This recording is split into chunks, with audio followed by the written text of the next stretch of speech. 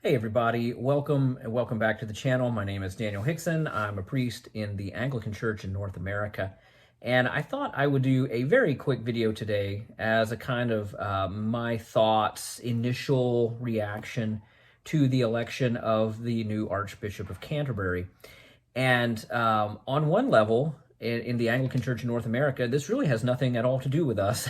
The Archbishop of Canterbury is the spiritual head of the Church of England, so to speak, the lead, the senior bishop in the Church of England, which is the historic mother church of Anglicanism, from which Anglicanism has spread to basically every corner of the world. But we in the Anglican Church in North America are not in fellowship. We're not in communion with the Church of England. We see the Church of England as having some significant problems and some of the same issues that you see in other mainline Protestant churches. And so we are not in fellowship or communion with the Church of England. But we are in full communion with GAFCON, the Global Fellowship of Confessing Anglicans, and we are in full communion and fellowship with the Global South Fellowship of Anglican Churches. But over the last couple of hundred years, especially in the last 50 years, maybe a little more than that, being in fellowship with the Archbishop of Canterbury was seen as one of sort of the things that held Anglicans around the world together.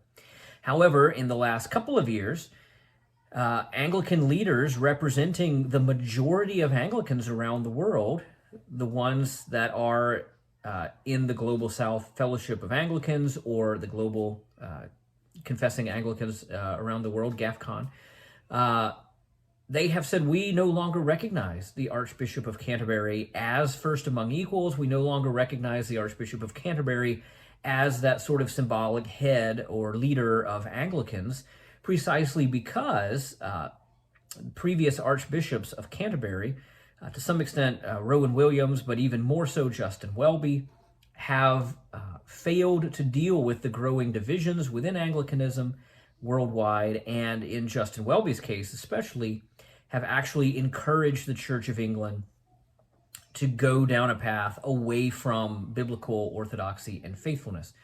So Justin Welby, I guess about a year ago, resigned because of a scandal in which he was widely seen as having failed to basically uphold the church's safeguarding procedures, dealing with predators among the clergy and everything. So he resigned really in shame and disgrace. And the Church of England has been without an Archbishop of Canterbury for many months now. Many people pointed out that it only took them a couple of weeks to elect a new pope for all of Roman Catholicism, which is much bigger than worldwide Anglicanism as an organization. And yet it took many, many months to find a new Archbishop of Canterbury. And just this past, I guess, Friday, they have announced that the new Archbishop of Canterbury will be the Bishop of London, a lady by the name of Dame Sarah Mullally. But unlike with previous Archbishop of Canterbury elections, this one has also been greeted with a lot of negativity around the world. The chairman of the Global Fellowship of Confessing Anglicans, that is the chairman of GAFCON, issued a statement saying, "We receive this with sorrow, this news of this appointment." Not only because Sarah Mullally is a woman, and many Anglicans around the world, many Anglican provinces do not recognize women's ordination at all, and most of them do not recognize women bishops as something that the Bible allows or that historic Christianity allows. The Anglican Church in North America, for example, we do not have any women bishops. That's contrary to our Constitution. So there are other Anglicans around the world who also hold that position. And so how can somebody serve as a source or a focus of unity when your very existence is actually a matter of dispute? So that's an issue. But even bigger issue is the fact that Sarah Mullally was really one of the chief leaders, along with Justin Welby, in pushing forward a process in the Church of England that has allowed for the blessing of individuals in same-sex marriages, and is moving toward, though it hasn't got there yet, moving toward having standalone blessing services that would be analogous to a wedding service. Um, and this is one of those kind of speaking out of both sides of the mouth things that has caused mistrust toward the leadership of the Church of England, where on the one hand they're saying, oh, we're not changing the doctrine. We still believe marriage is one man and one woman. But also we're creating blessing ceremony services that would look just like a wedding, but we're not going to call it a wedding, but people will treat it like a wedding to bless people who are in same-sex civil marriages or civil partnerships. And so it's one of those things like, like tell the truth. What do you really believe? Do you believe marriage is a union of one man and one woman, or do you believe it's something that could be defined differently? And anyway, that's the path that the Church of England has taken, really under Sarah Mullally and Justin Welby's leadership. So Justin Welby, he's out, he's resigned in disgrace. Sarah Mullally, she's in, and she's the new Archbishop of Canterbury. And a lot of people basically, I think with good reason, see her as continuing, possibly accelerating that same trajectory towards revisionism within the Church of England, which will also mean more disunity among Anglicans around the world. And so I have a couple of that's kind of where we are. Here's a couple of thoughts. One is when the Episcopal Church in the United States elected their first ever female presiding bishop, that was the impetus for the Diocese of Fort Worth and the Diocese of Quincy and the Diocese of San Joaquin, and these groups that did not recognize the legitimacy of female ordination, especially female bishops. That really was the breaking point. They basically said, how can we have a presiding bishop who sort of has spiritual oversight over us when we don't actually recognize her ordination as valid or real or something? So I wonder what will happen with the traditionalists in the Church of England, because there are whole groups within the Church of England who don't recognize women's orders, and they have their own bishops. They call them the flying bishops. And so they have this all-male succession of bishops, and they go around and do ordinations and confirmations for these churches that don't recognize the ministry of their own diocesan bishop because of the women's orders issue.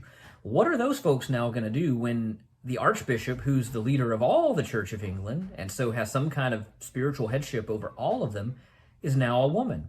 I wonder if that will lead to some kind of either split or just a lot of people heading for the door, or some kind of restructuring. There are groups within the Church of England who have been pushing for what they call a de facto third province. The Church of England is organized into the province of Canterbury and the province of York, and all the dioceses are part of those two provinces. But traditionalists, conservatives, evangelicals, Anglo-Catholics, some have been pushing for a third province. It would basically be for them. And those traditional two provinces can do whatever they want and take on board whatever innovations they want. Whereas this third province would hold the old traditions, the ancient faith, sort of undisturbed. So within the Church of England, I wonder how this is going to play out. I think there are people who will not be able to recognize her ministry, even in a way that they could recognize Justin Welby as sort of the legitimate Archbishop of Canterbury, even if they disagreed with him. They will not even be able to recognize her as the legitimate Archbishop of Canterbury. And so that's going to create new divisions and maybe lead to some kind of structural realignment within the Church of England. But certainly, I think this is going to accelerate what has actually already been happening. As I said, Global South, GAFCON bishops have already said they don't recognize the Archbishop of Canterbury as the first among equals and the focus of unity, or as an instrument of unity. And I think this is only going to sort of solidify that breakdown, and it's going to, I think, it's gonna accelerate the process that's already underway of realigning global Anglicanism no longer around the Church of England and the historic ties, but around the GAFCON movement, the Global South Fellowship, and ties of theological affinity and theological agreement. And I think that's probably a good thing for the renewal of Anglicanism around the world in the long run. I hope that there will be a consolidation of faithful and traditional churches within England with whom we can remain in fellowship. We'll see how that plays out. But long story short, I think if the idea in electing a new Archbishop of Canterbury, and it wasn't an election, it was an appointment process made by the Crown Nominations Committee. It's a very, very sort of Byzantine and politically, very political process in some respects. It's tied to the English government, and because it's an established church and all this.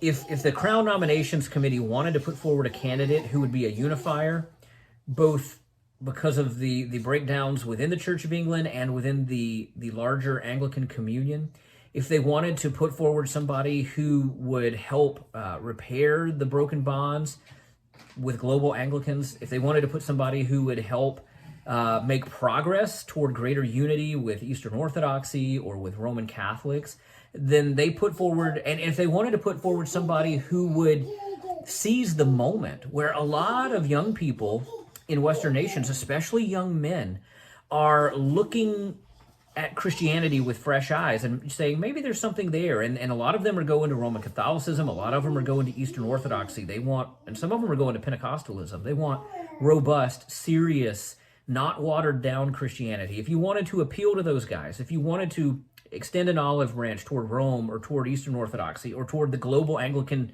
communion, this was exactly the wrong person to put forward. And this was exactly the wrong choice to make. Now, that might mean that the realignment that has to happen anyway just happens more quickly. So maybe that's good. I don't know. But it's definitely, I think there are troubled waters ahead. And I will be praying certainly for the Church of England and for the unity of all Christians everywhere. And I hope others will as well. Till we connect again, I pray the Lord will bless you and keep you and give you his peace. Amen.